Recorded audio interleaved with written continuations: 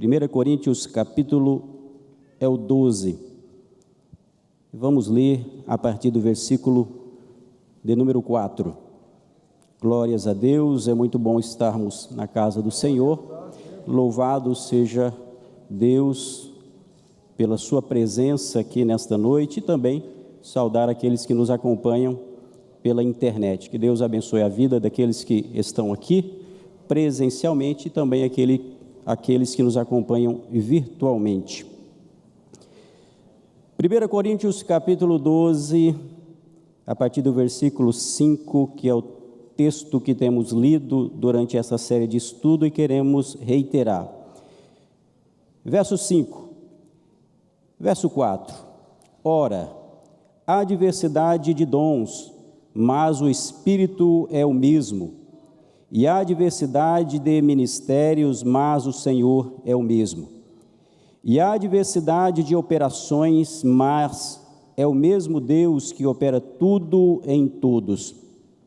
Mas a manifestação do Espírito é dada a cada um para o que for útil, porque a um pelo Espírito é dada a palavra da sabedoria, e a outro pelo mesmo Espírito a palavra da ciência. Verso 9. E a outro pelo mesmo Espírito a fé, e a outro pelo mesmo Espírito os dons de curar. Repetindo o verso 9.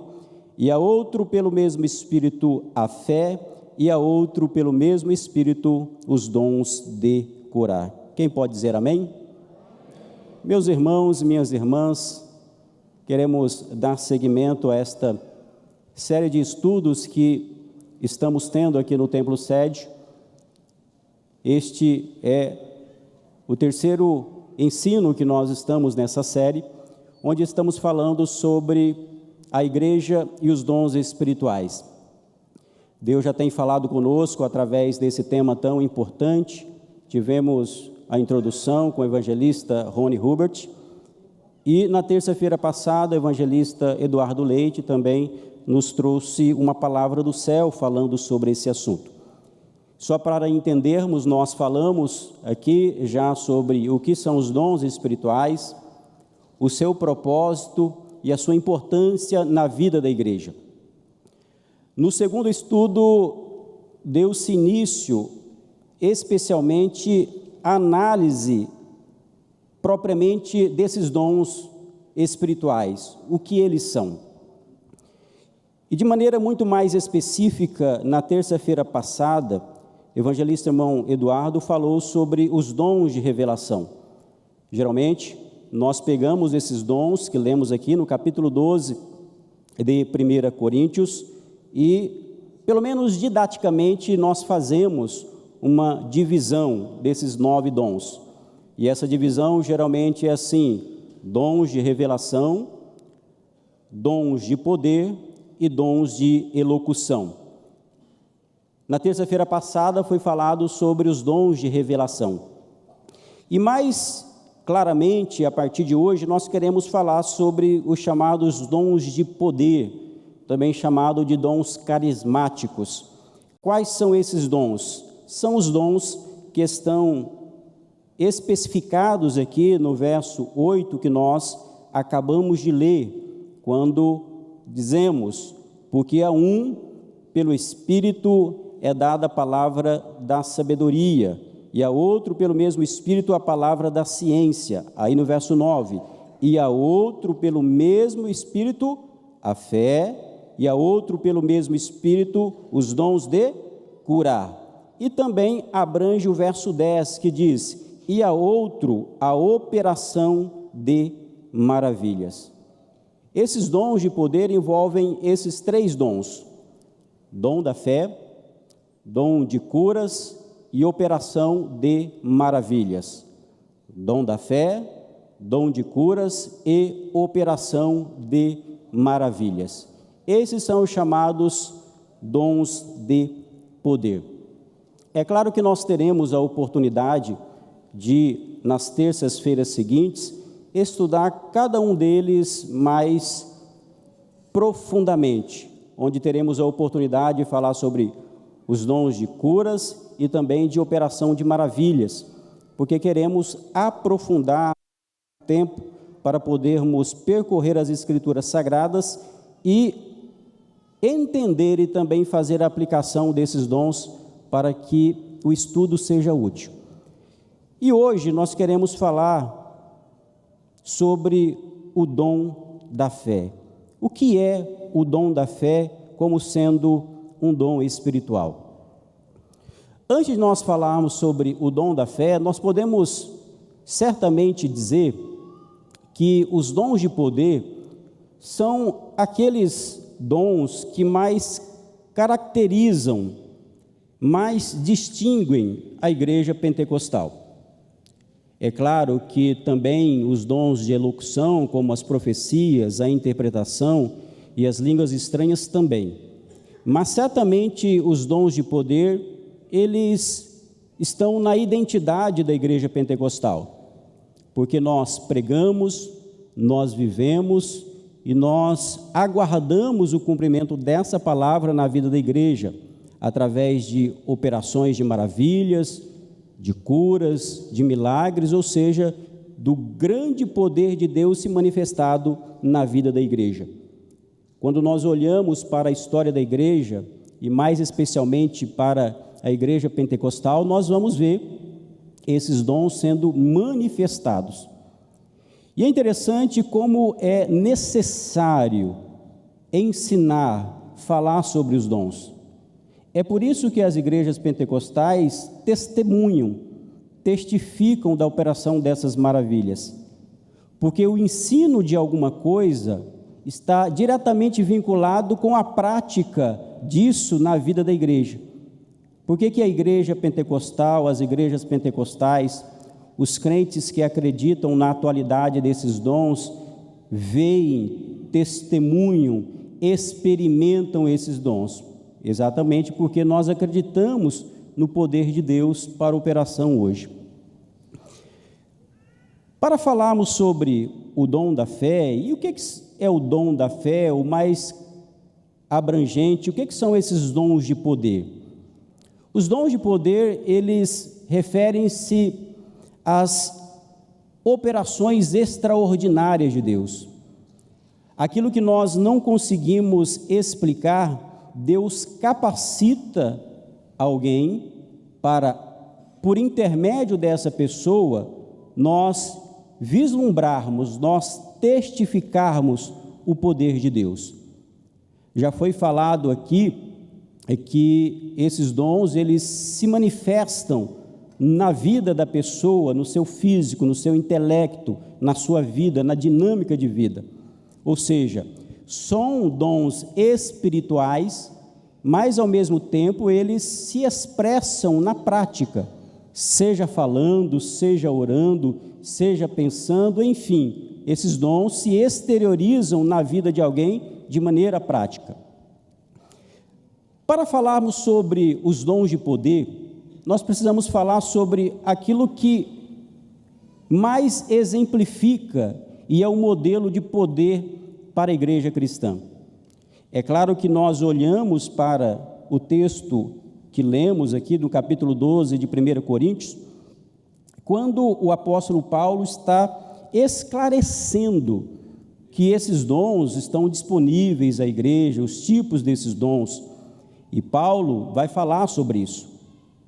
Mas antes de Paulo, nós precisamos ter o grande exemplo do poder, da manifestação do poder nas Escrituras, que é o próprio Senhor Jesus. Quando nós olhamos para a Bíblia Sagrada, e mais especialmente para os Evangelhos, nós vamos ver que o ministério terreno de Jesus foi marcado, ele foi definido por essas operações de poder, de milagres, de maravilhas, de uma fé poderosa, porque ele, sendo o próprio Filho de Deus, é o nosso exemplo de um evangelho que é poderoso. É por isso que, ao olharmos para o Novo Testamento e percorrermos os evangelhos, nós vamos ver aquilo que Jesus realizou com grandes curas, com grandes milagres, transformou água em vinho, multiplicou pães e peixes, andou sobre a água, acalmou tempestades, secou figueiras, enfim, fez pescas milagrosas. O que é isso? O próprio Jesus deu testemunha que o Evangelho é o poder de Deus. Ele é o testemunho vivo da manifestação do poder de Deus. E ele, inclusive, ele vai outorgar esse poder aos seus discípulos.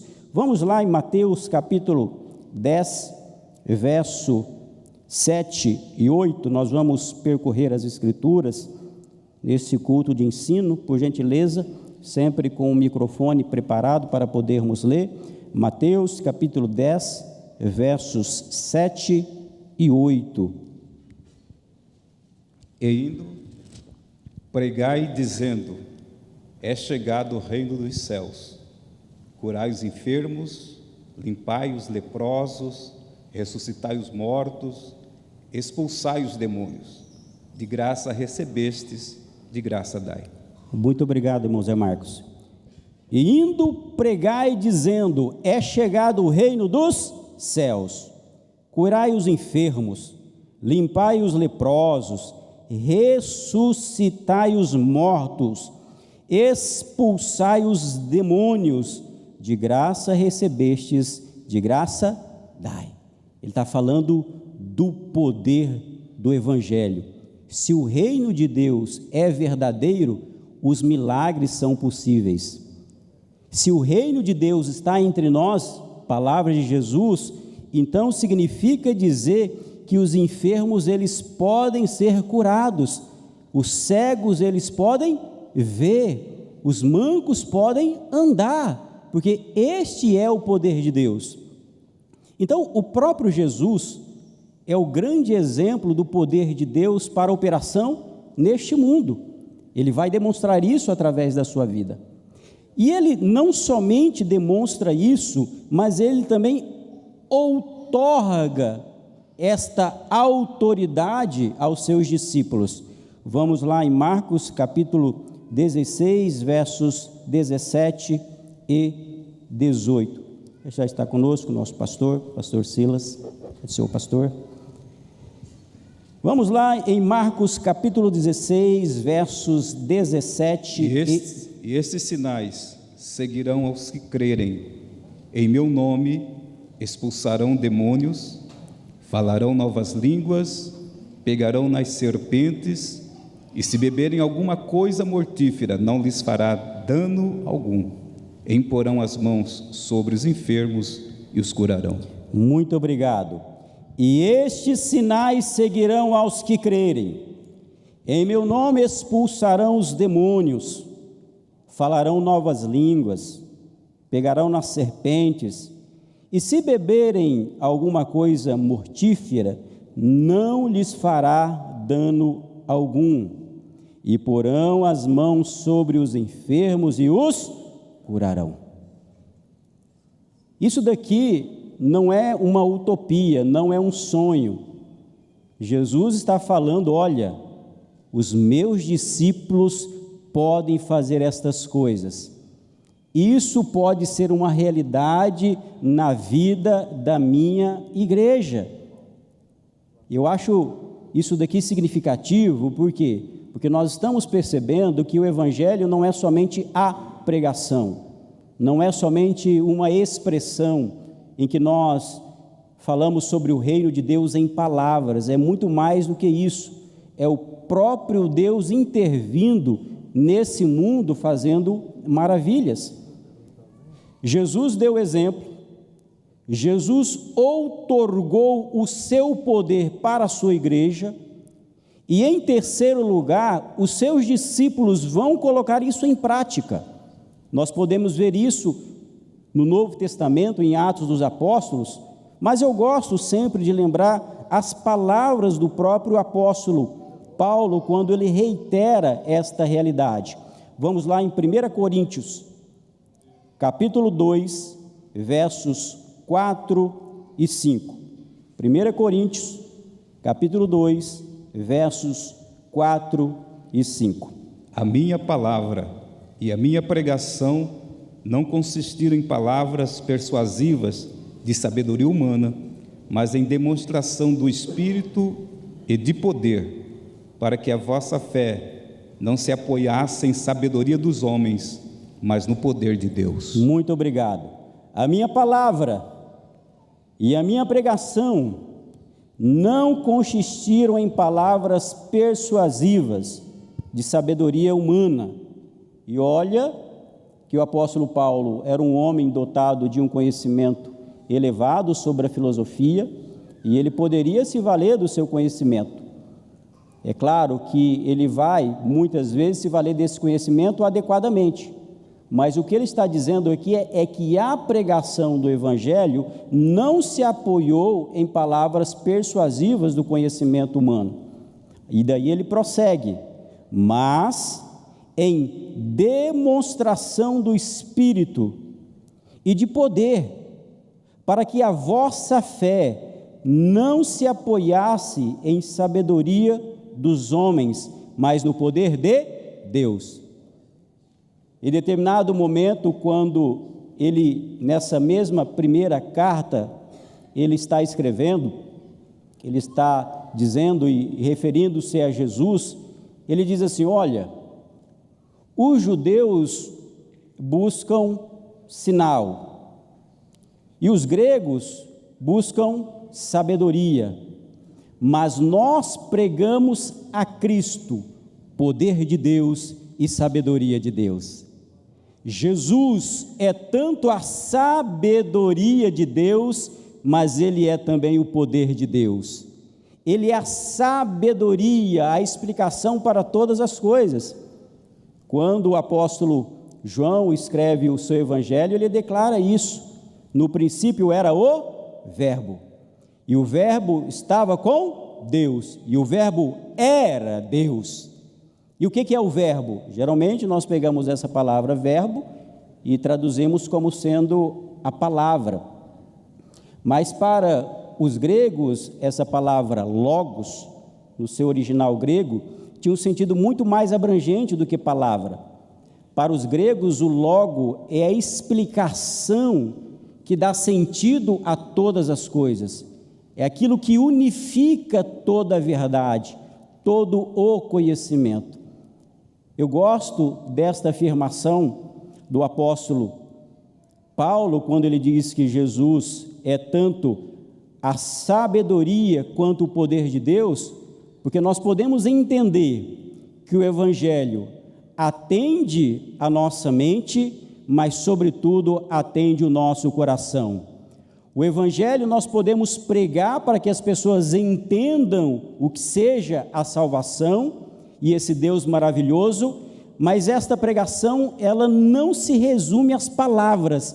O próprio Deus manifesta o seu poder através de atos.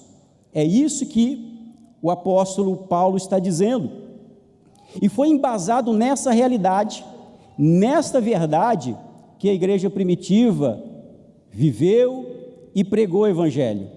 Quando nós olhamos para o início da igreja primitiva, lendo Atos dos Apóstolos, é isso que nós vamos perceber. Vamos lá, em Atos, capítulo 4, e o verso 33, Atos, capítulo 4, verso 33. Vamos, Atos, capítulo 4, verso 33.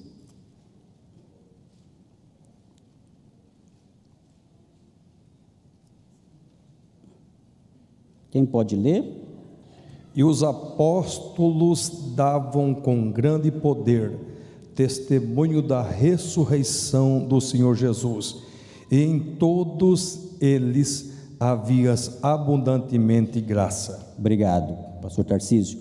E os apóstolos davam com grande poder testemunho da ressurreição do Senhor Jesus, e em todos eles havia abundante graça. Eu lembro que certa feita eu ouvi saudoso pastor Antônio Gilberto dando um ensino, inclusive aqui no grande templo, esse ensino ficou marcado para mim, e ele percorria o livro de Atos, e ele, em várias ocasiões, ele citava esta palavra grande. Ele diz que essa palavra aparece várias vezes em Atos dos Apóstolos, e na grande maioria das vezes está falando deste grande poder de Deus, esse Deus que é extraordinário, esse Deus que é além do normal, esse Deus que faz o impossível. E quando chega aqui, nós vemos através do registro de Lucas, que ele vai dizer que os apóstolos davam com grande poder, testemunho da ressurreição do Senhor Jesus. Lendo os evangelhos e passando também por Atos dos Apóstolos, nós vamos ver o que define a igreja, de fato, é a pregação do evangelho. Não há dúvida. A igreja de Cristo é a igreja que prega o evangelho, é a igreja que vive o evangelho, que manifesta esta graça do evangelho. Mas como o mundo percebe a sua igreja? Como nós testificamos que temos a marca de Cristo ou as marcas de Cristo? Como a igreja pode nos ver de maneira que ela veja algo que seja natural, a não ser testemunhando através deste grande poder? E quando se fala aqui de grande poder, está falando de ênfase mesmo, de manifestação de milagres, está falando de curas, está falando de libertação, está falando de expulsão de demônios, está falando realmente daquilo que é impossível ao homem realizar e até mesmo explicar, Deus faz no mundo através da sua igreja. A igreja do Senhor é o veículo que mostra para o mundo o poder desse Deus. Eu e você somos a demonstração para o mundo desse Deus, que Ele é poderoso e pode realizar as suas obras. Então, quando nós falamos dos dons de poder que o apóstolo Paulo está se referindo, que nós vamos tratar aqui nesta noite, nada mais, nada menos, nós estamos falando do Evangelho, de um Deus que escolhe o seu povo, prepara o seu povo e capacita o seu povo para manifestar esse grande poder. Nós sabemos disso. E os discípulos, quando receberam o poder do alto, ali em Atos, no capítulo 2, eles perceberam como aquilo que eles haviam visto através da vida de Jesus, eles também poderiam realizar. E nós sabemos daquilo que vai acontecer em Atos dos Apóstolos, das curas, dos milagres.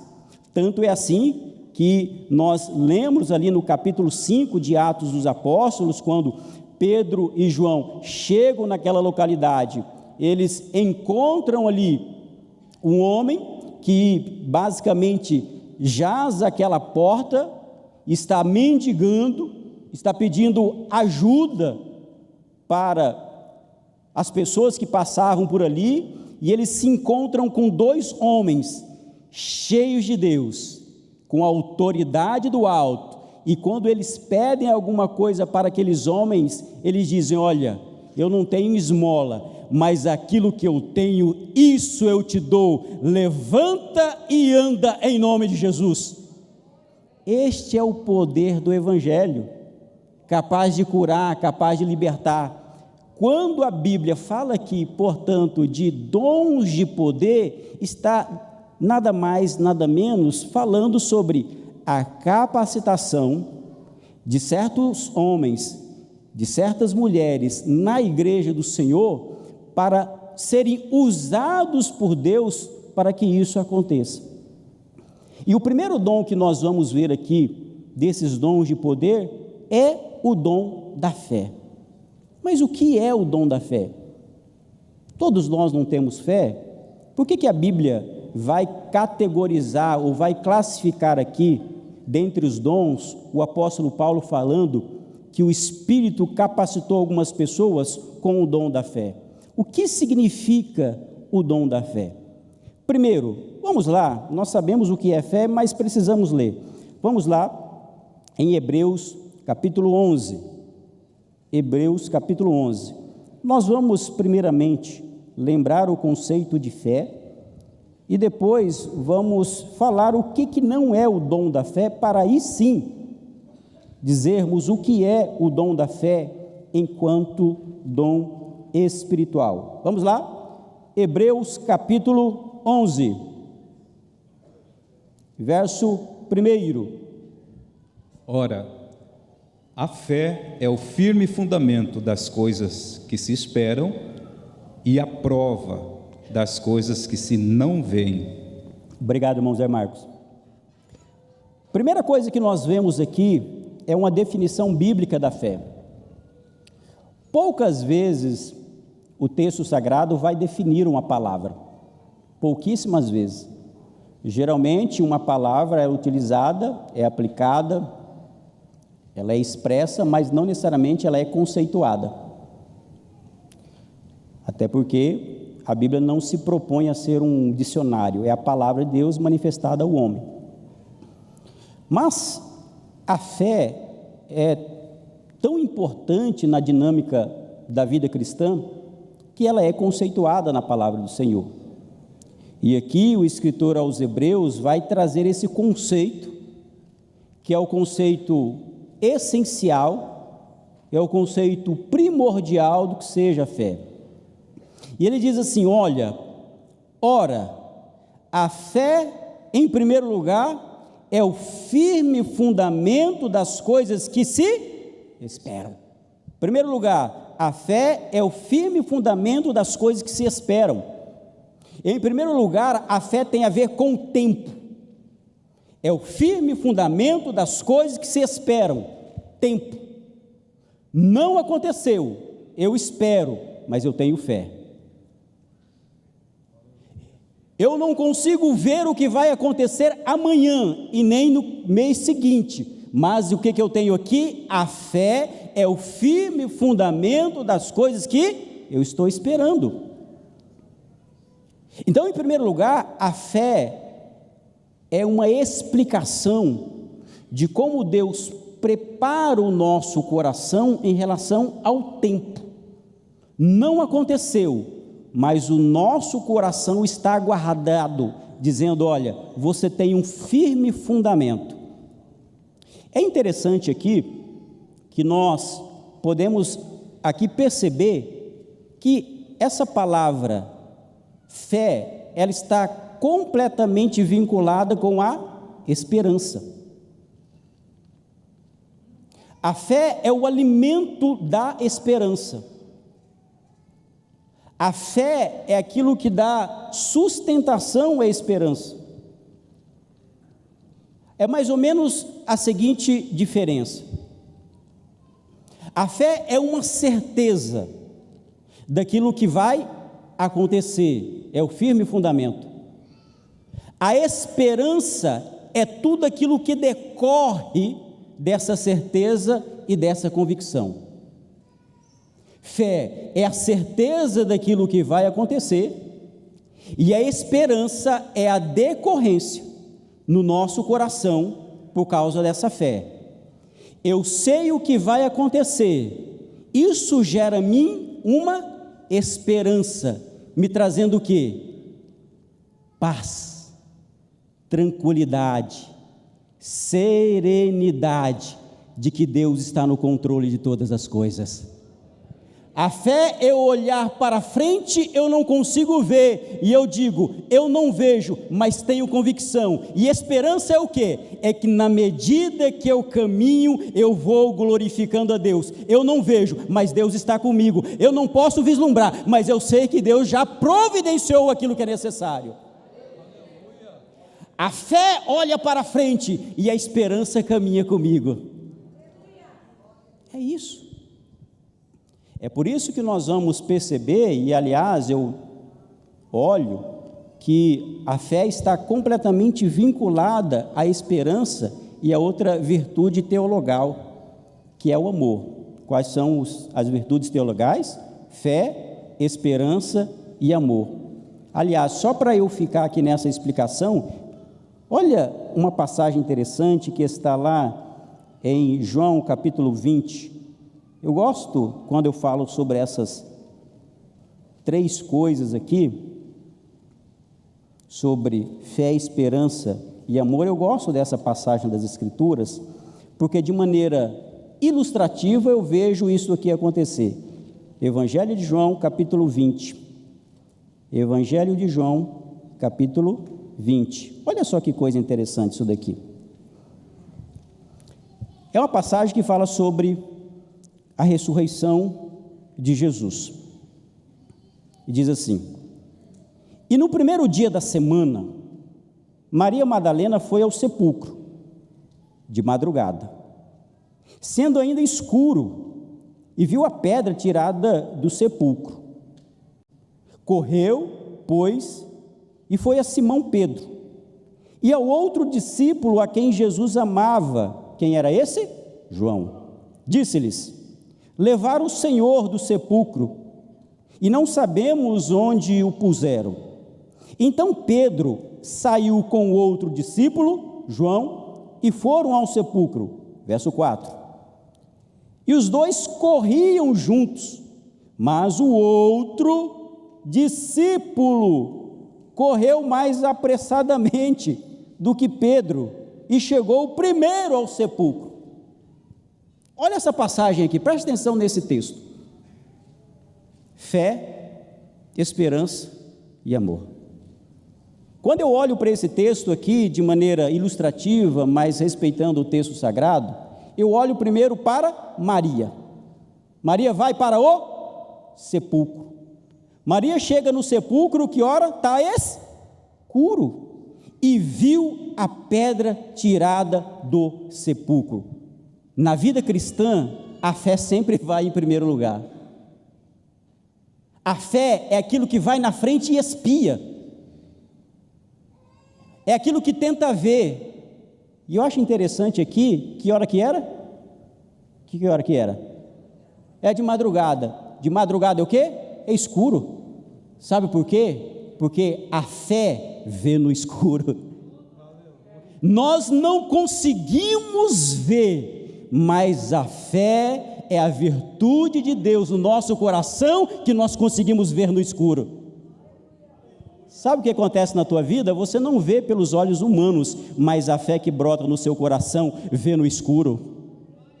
Deus faz com que você olhe para frente, pelos olhos humanos você não vê nada, mas você vê no escuro, porque é Deus quem te habilita. Você não está vendo, mas Deus te capacita.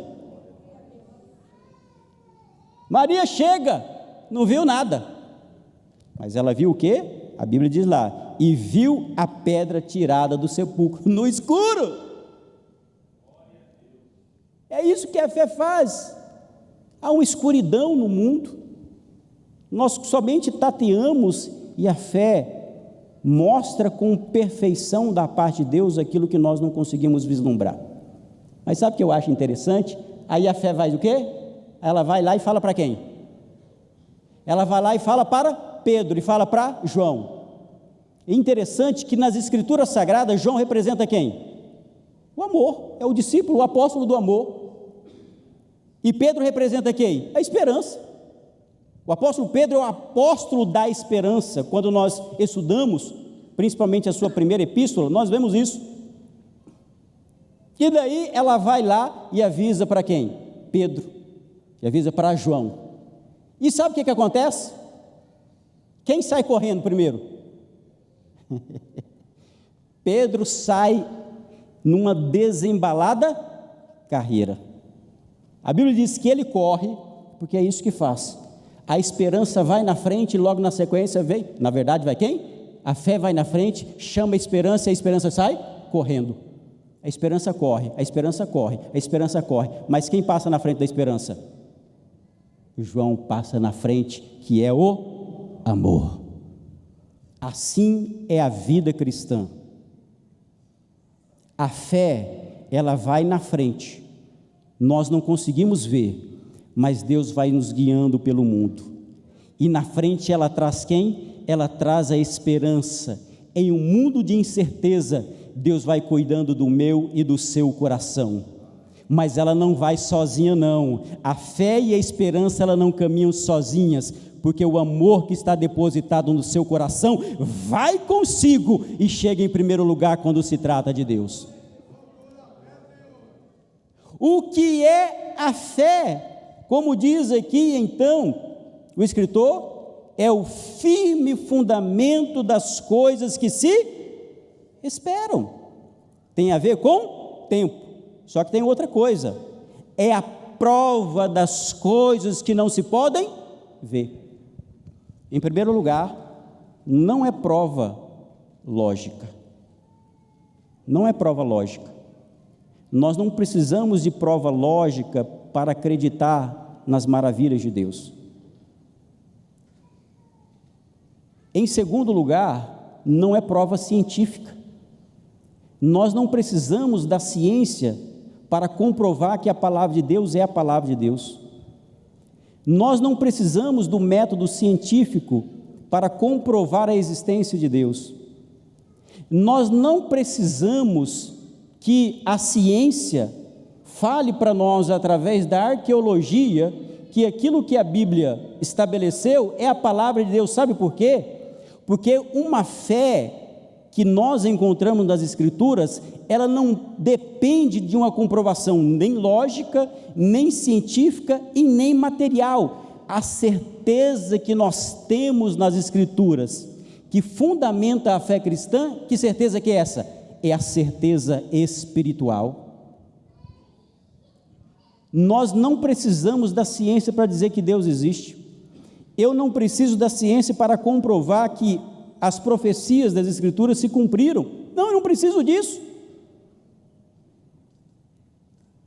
Uma fé que exige certezas materiais e científicas entra em contradição consigo mesma. Fé é convicção, fé é confiança.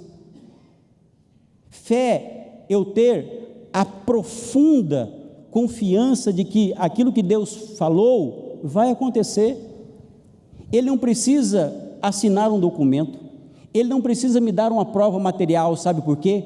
A palavra de Deus é suficiente para isso. E a fé é exatamente essa confiança. O grande perigo da teologia e das teologias cristãs é querer encontrar justificativa para tudo, é querer encontrar prova para tudo, é querer fundamentar tudo, é querer racionalizar tudo, é querer fundamentar tudo. Eu acho que isso é muito importante até certo nível, porque chega um nível da vida cristã e da fé que diz assim: olha, a razão vai até aqui, passou daqui, é só o mistério da parte de Deus e só confia através da fé verdadeira. Isso daqui não é cair no fideísmo, não. O que é um fideísmo? É desconsiderar a vida intelectual completamente. Eu não faço isso. Nós não somos ignorantes. Não é isso não. Nós temos irmãos que estudam. Eu escrevi um livro sobre o cristão na universidade, a importância da intelectualidade. Só que tem uma coisa: cada coisa no seu devido lugar. Cada coisa no seu devido lugar. Deus não se submete a tubo de ensaio do cientista. A palavra de Deus não carece da ratificação dos cientistas. A palavra de Deus se acredita por meio da fé, queira você queira ou não, é a palavra de Deus. Isso é fé, meu irmão. Eu não consigo explicar, amém, isso é fé. Porque a fé é quando nós chegamos a um ponto, a um cubículo da explicação racional do homem, e que alguém diz assim: eu não consigo explicar. Aí Deus diz para você: agora você entendeu o que é fé. Isso é fé. Enquanto a ciência consegue explicar, enquanto a filosofia de certo modo apresenta argumento, isso é certeza. A fé está muito além disso. Você confirma essa palavra? Amém? O que é então, o que não é a fé como dom? Em primeiro lugar, meus irmãos, nós precisamos entender que quando nós falamos aqui de dom, nós estamos falando de dom, de poder, que é o dom da fé. Em primeiro lugar, esse dom não é a fé natural. Alguém abra, por gentileza, Tiago, capítulo 2, verso 19. Tiago 2, 19.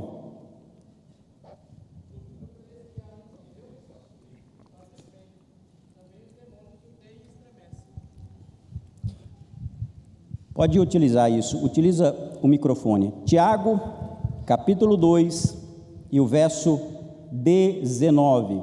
Tu crês que há um só Deus? Fazes bem. Também os demônios o creem e estremecem. Muito obrigado.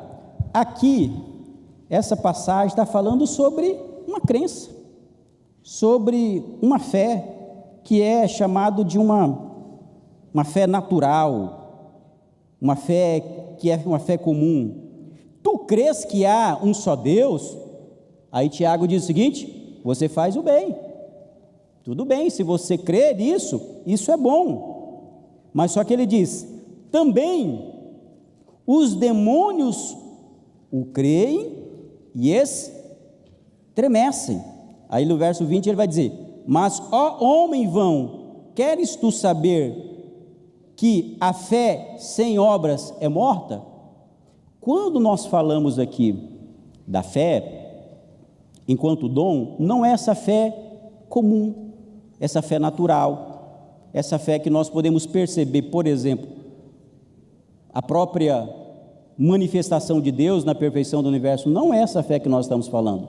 Isso é chamado de uma fé natural. O próprio homem tem uma certa intuição para a crença.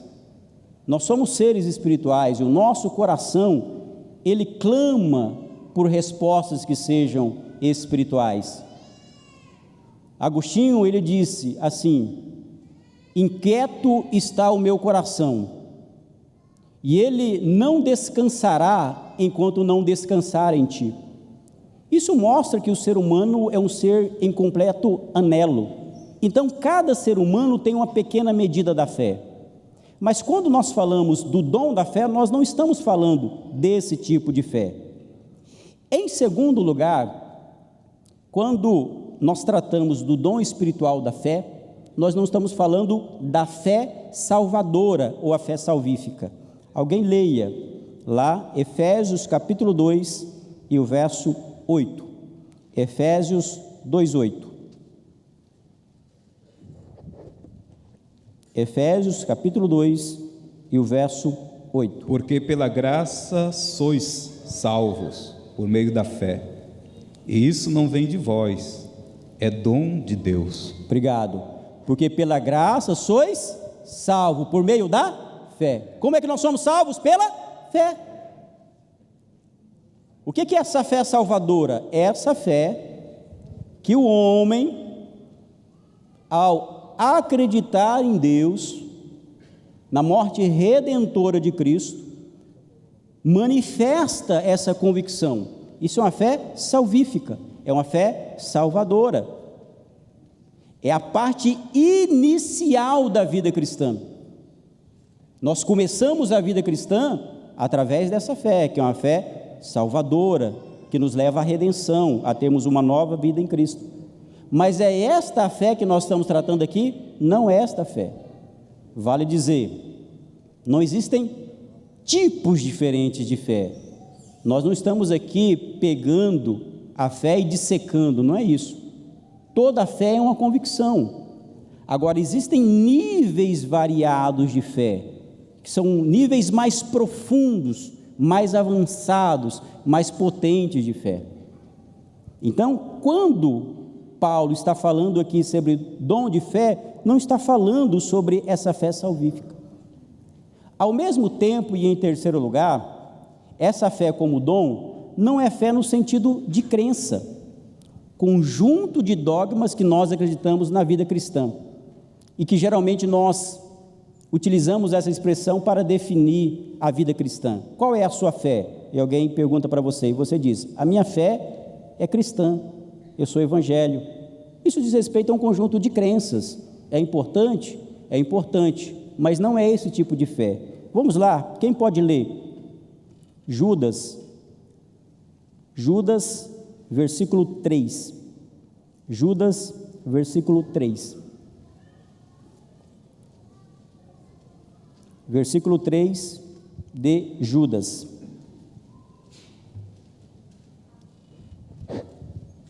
Amados, procurando eu escrever-vos com toda a diligência acerca da comum salvação, tive por necessidade escrever-vos e exortar-vos a batalhar pela fé que uma vez foi dada aos santos. Obrigado. Aqui a Bíblia está falando sobre batalhar pela fé que uma vez foi dada aos santos.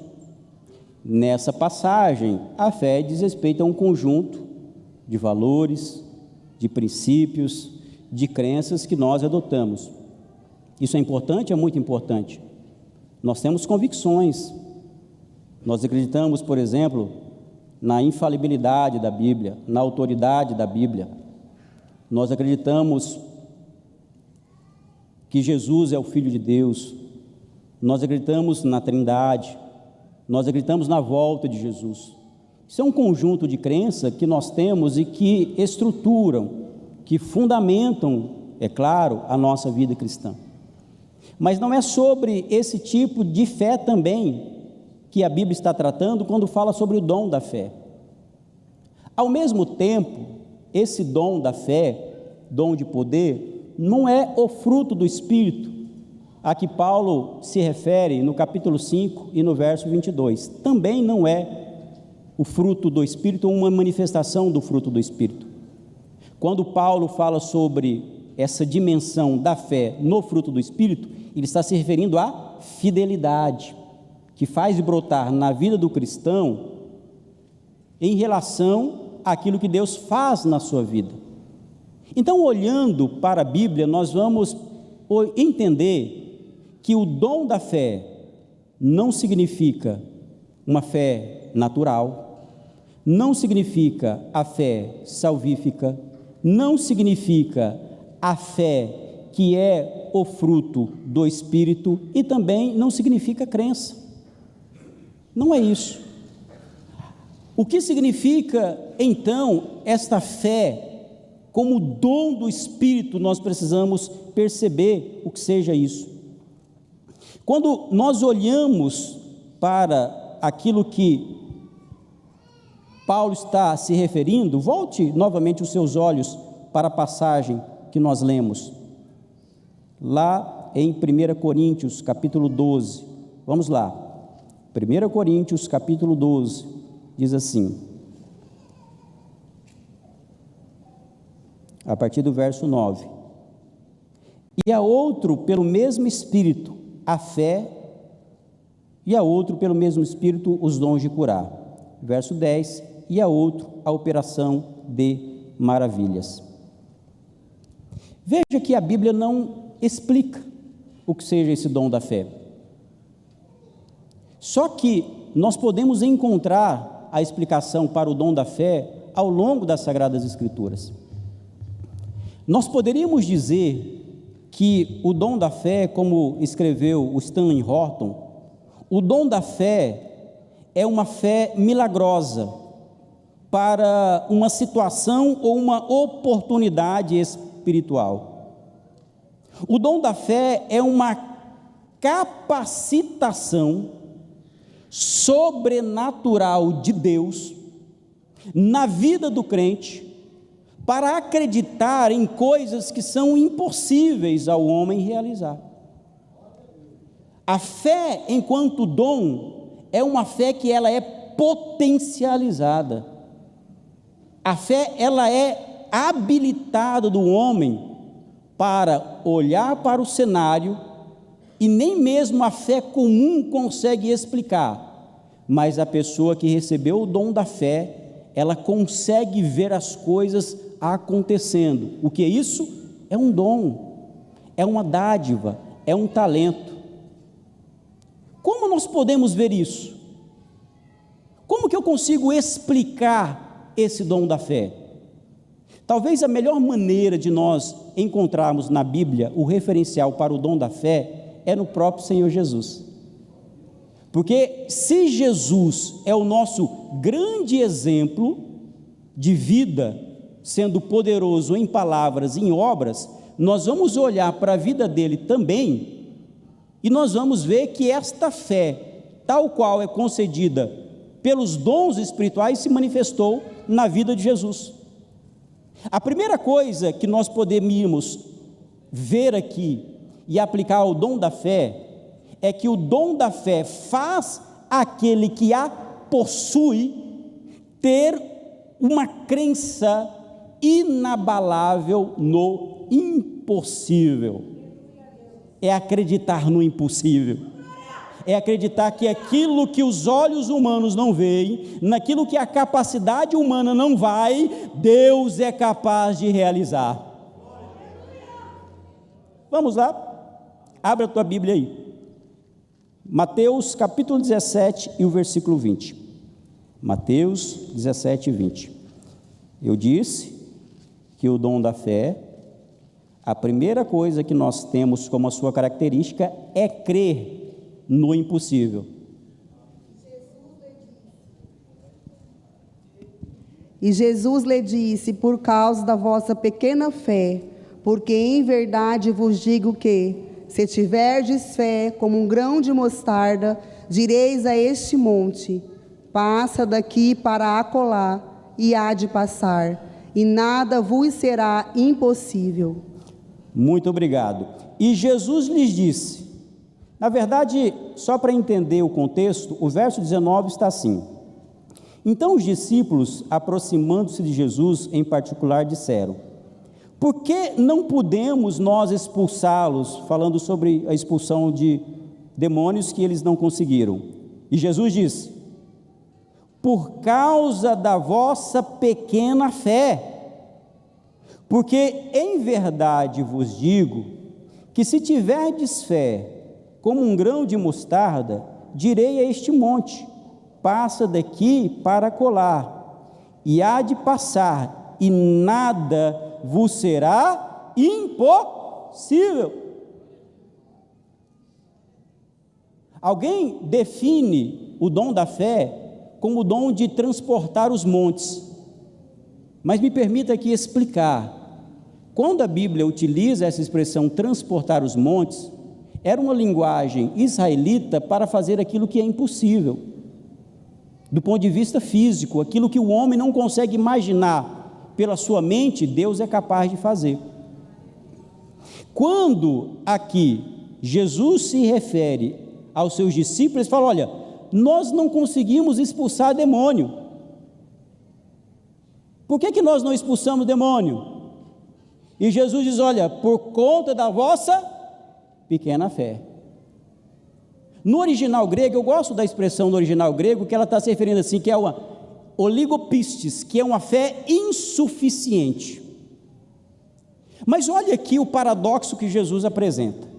Ele fala: olha, vocês não conseguiram expulsar os demônios por conta da fé que vocês têm, ela ser insuficiente. Agora preste atenção no que eu vou dizer.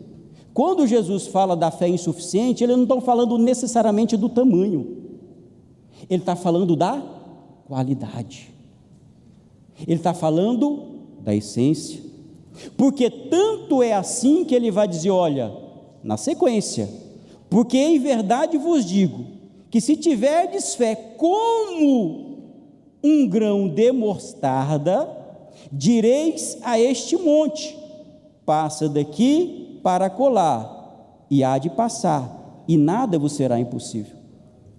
Eu sei que existem diversas interpretações dessa passagem aqui, eu sei disso.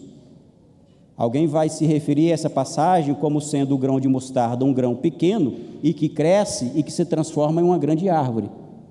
Mas aqui nós podemos sim, Jesus está fazendo referência ao seu aspecto diminuto.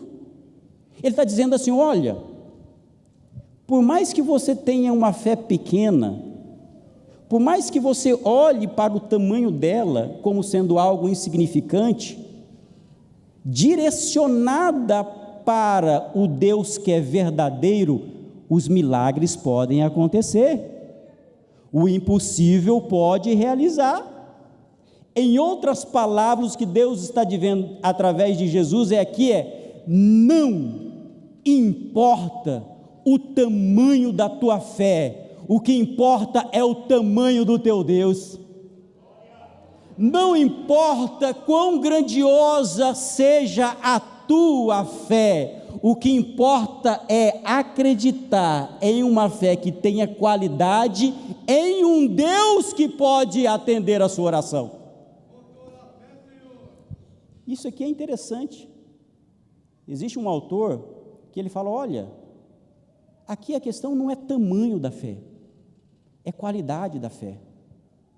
Ele vai dizer inclusive o seguinte, olha, às vezes nós queremos ter uma fé tão grande, e às vezes a fé, ela se torna inchada, ela é aparentemente grande, mas na verdade não é que ela é potente, ela só aparece grande, mas não produz fruto. Já viu uma fé inchada? Faço, eu prego, eu sou crente, eu oro, eu faço as coisas acontecer. Fé inchada é a fé do espetáculo, é a fé da aparência, é a fé do banner, é a fé do Facebook, é a fé que todas as pessoas veem. E para Deus nós não precisamos ter uma fé que seja grande, o que importa é ser uma fé pequena, mas direcionada para um Deus que pode atender com a fé genuína, e Deus a deverá de atender. O que é o dom da fé então? É o dom que Deus habilita algumas pessoas a acreditar no impossível. Todos nós acreditamos no impossível, todo crente acredita no impossível. Quantos aqui acreditam que Deus é o Deus do impossível? Amém? Mas você já viu aquele crente que acredita mais ainda? Aquele crente que quando está olhando para uma situação difícil, você vê assim, você é crente, mas você sendo crente, você fala, nem eu creio.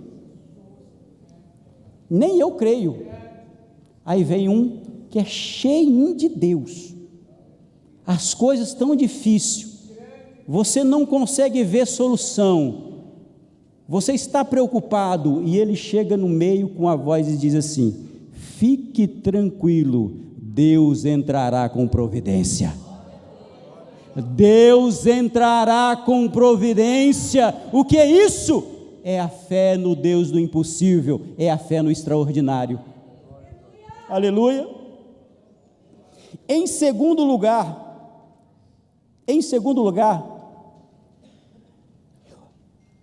este dom da fé é ter coragem incomum diante das adversidades. É quando todas as coisas estão difíceis, quando a sua vida está em risco, quando todo mundo é contra você, quando não tem esperança do ponto de vista humano, quando os leões estão na tua frente. Imagina, irmãos, aqueles discípulos, aquela igreja primitiva, jogados nas arenas, e dizia assim, olha, ou você renuncia, ou você morre.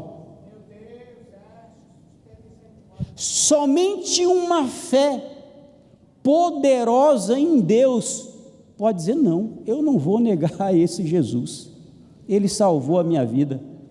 Da mesma forma hoje, quando nós olhamos como isso se manifesta na nossa vida, é coragem incomum diante das adversidades. O poder sobrenatural dessa fé é quando nós olhamos para a nossa vida e dizemos assim, olha Senhor, estão querendo tirar a minha vida, e Deus com mão forte vai lá e te dá a libertação. É a mesma coisa que aconteceu com Eliseu, quando Israel está lutando contra o seu exército, o inimigo da Síria. O moço de Eliseu não conseguia ver, nada daquilo que estava acontecendo. E Eliseu diz para ele: maior é o que está conosco do que aquilo que está com eles. E então o moço de Eliseu não via nada, e Eliseu: Senhor, faça com que ele veja. E de repente ele recebeu uma fé e viu o quê? Viu o exército de Deus acampado. É isso que faz o dom da fé. Você olha com os olhos naturais para a tua vida, você não enxerga a solução, mas o dom sobrenatural da fé diz: Deus está com a tua mão sobre a tua vida. Você olha para a sua família e diz: Senhor, eu não consigo resolver essa situação, mas Deus, quando Ele envia essa fé sobrenatural, você percebe o quê? Percebe que Deus age, porque Ele é poderoso. Esse é o dom da fé. É uma fé que nem mesmo nós conseguimos, de forma natural, porque existe o natural até para os crentes, mas em termos de dom da fé, é uma potência, é um grau elevado. O dom da fé, meus irmãos, é quando, como acontece com muitos irmãos, e eu me recordo de um pregador chamado Samuel Wigglesworth, que ele diz que Deus mandou ele ir da Inglaterra para a Suécia, só que tinha uma coisa: ele só tinha o dinheiro para ir e não tinha para voltar, só tinha passagem de ida, não tinha passagem de volta. O que é isso? Fé é isso, é quando você vai sem certeza de que vai voltar, é quando Deus te manda, você não sabe como vai voltar, mas você tem uma certeza que Deus está contigo, Deus vai providenciar. Em terceiro lugar, para finalizar, essa fé dá uma ousadia extraordinária. Irmãos, o crente que tem esse dom sobrenatural, ele tem uma ousadia. Veja, ousadia é diferente de ser para frente, viu? Ousadia em termos bíblicos. O crente que é ousado, que tem o dom da fé, todo mundo fala assim: não vai dar certo. Já viu? Não faz isso que não vai dar certo. O crente que tem o dom do Espírito da fé fala: vai dar certo, Deus está nesse negócio. Meus irmãos, me permita lembrar aqui a figura do nosso pastor Sebastião Rodrigo de Souza, testemunho vivo de expressão de homem de fé. Quem acreditava que poderia construir um grande templo daquele tamanho, naquela localidade, aquilo era um brejo, ninguém queria, mas tem uma coisa: um homem de fé vê onde ninguém mais vê. Os outros diziam: não vai dar certo, e o homem de Deus ousadamente dizia: fica tranquilo, Deus mandou e Ele se encarrega de realizar. Você pode glorificar esse Deus? Deus ainda levanta homens e mulheres ousados. Deus levanta homens e mulheres ousados que alguém diz: não vai fazer, e você diz: Deus está mandando que faça, então eu vou fazer, então é só colocar a fé. Irmãos, nós precisamos de homens e mulheres que tenham esse dom da fé. Porque, sabe por quê? Porque eles contagiam a igreja. Porque quem tem esse dom da fé, ele ora com mais empolgação. Ele contagia a igreja dizendo: vamos orar, vamos buscar, Deus está nesse negócio, as coisas vão acontecer. Agora me permita aqui finalizar dizendo o seguinte, porque nós precisamos destacar sobre o uso desses dons. Se você tem o dom da fé, primeiro busque o dom da fé. Em segundo lugar, se você tem o dom da fé, saiba usar o dom da fé. O mais importante não é você, é o Deus que te usa através da fé que Deus te deu. O mais importante não é você, é o Deus que atende a tua fé. E digo mais, não menospreze aquele que tem uma fé um pouco vacilante, porque é muito comum, né? Eu tenho uma fé, que talvez dá mais resultado, mas entenda isso, você tem uma fé mais potente, porque você recebeu esse dom de Deus, e talvez possa ter um irmão que ele tem uma dificuldade, uma fé minúscula, mas Jesus nos dá o exemplo, ele fala, como fez para Pedro: Pedro, fique tranquilo, eu sei que você não tem a fé suficiente, mas venha até mim, eu vou te ajudar. Se você tem fé como dom da parte de Deus, abençoe a igreja, abençoe o povo e use a tua fé para glorificar o nome do Senhor. Que Deus abençoe a todos em o nome de Jesus.